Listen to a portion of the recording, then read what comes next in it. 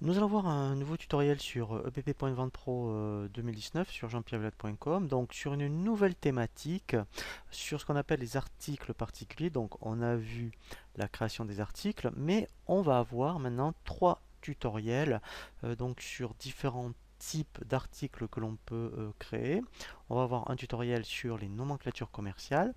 Nous verrons un tutoriel sur les gammes et nous terminerons sur un tutoriel concernant les articles liés. Donc là, le premier tutoriel que je vous propose sur cette thématique, c'est ce que l'on appelle les nomenclatures commerciales. Donc lorsqu'on clique sur article, on a un onglet ici, vous voyez, nomenclature commerciale. Alors, l'avantage des nomenclatures commerciales, pour vous donner des pistes de réflexion pour les créations, donc ça peut être par exemple lorsque vous voulez faire des coffrets en fin d'année, eh bien on va créer une nomenclature commerciale qu'on appelle coffret et on va chercher l'ensemble des articles dont vous avez besoin pour constituer votre coffret.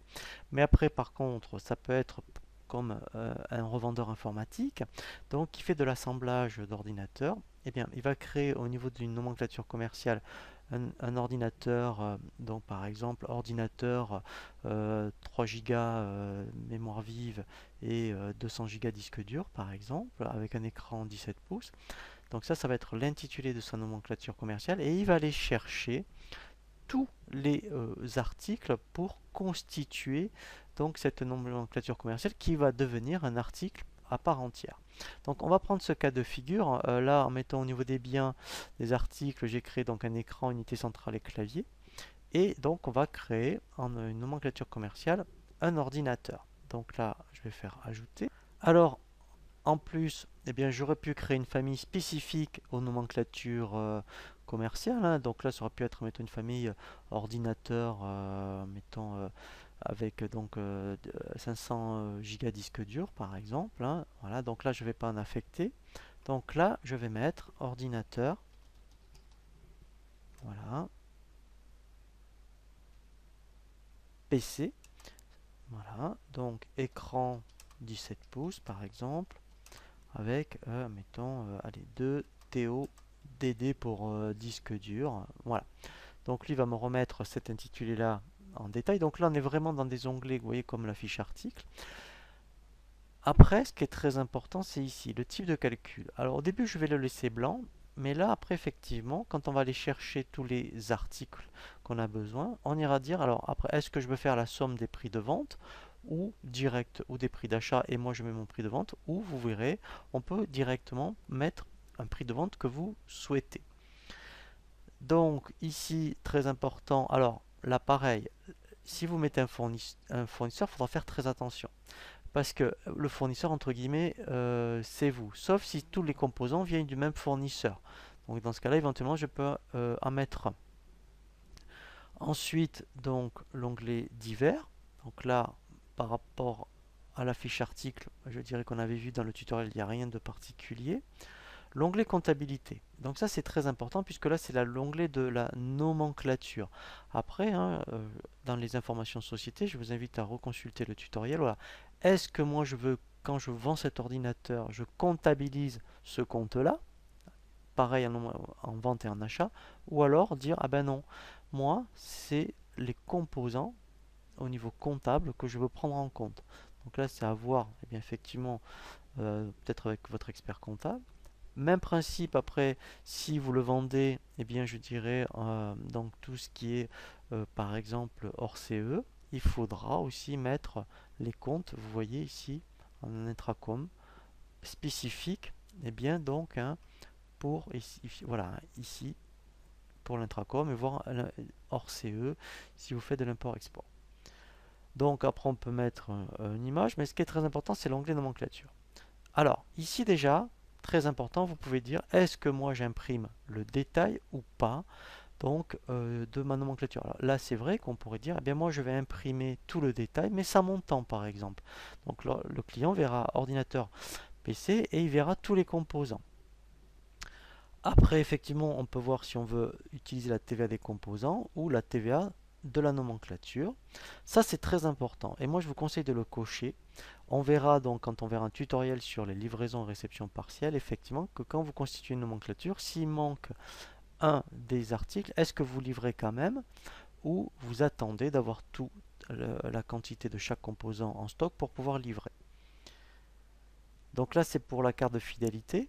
Est-ce que c'est par rapport, effectivement, on calcule la fidélité parce qu'on peut mettre des points, donc effectivement, dans l'onglet divers, ici, est-ce que c'est les points ici par rapport à la nomenclature ou c'est les points de chaque article.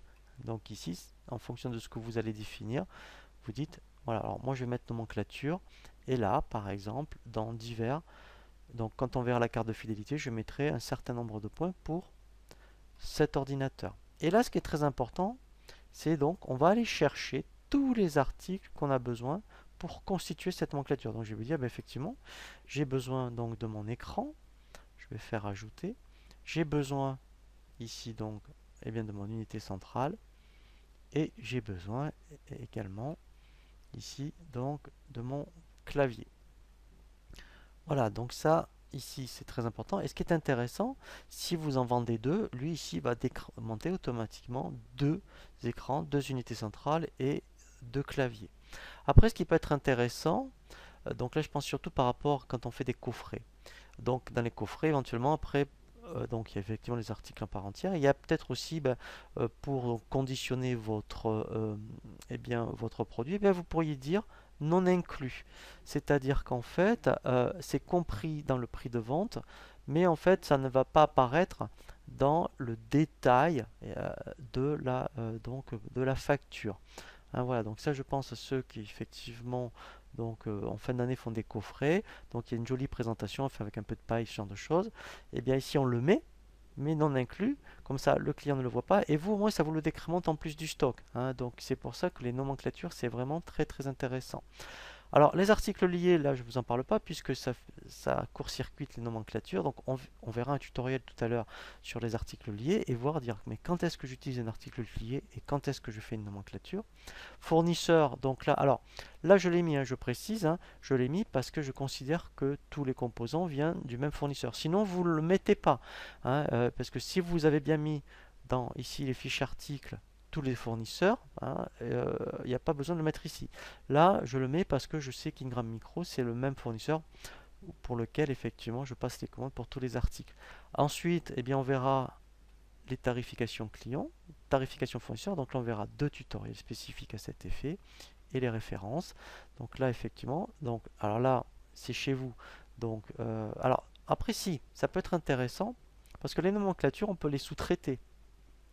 Vous pouvez lancer des commandes donc à un fournisseur qui donc va constituer, vous voyez le revendeur informatique, il dit ok moi je t'achète tant et tant de claviers, mais je voudrais éventuellement que tu me constitues tant d'ordinateurs si c'est pas le revendeur qui le fait. Donc là à partir de là, comme dans les fiches articles, eh bien, on met les références du fournisseur. Donc là je fais enregistrer. Et après pareil on a les boutons actions qui sont les mêmes hein, que sur la fiche article. Donc ça, on y reviendra en détail quand on aura généré des documents de vente et des documents d'achat.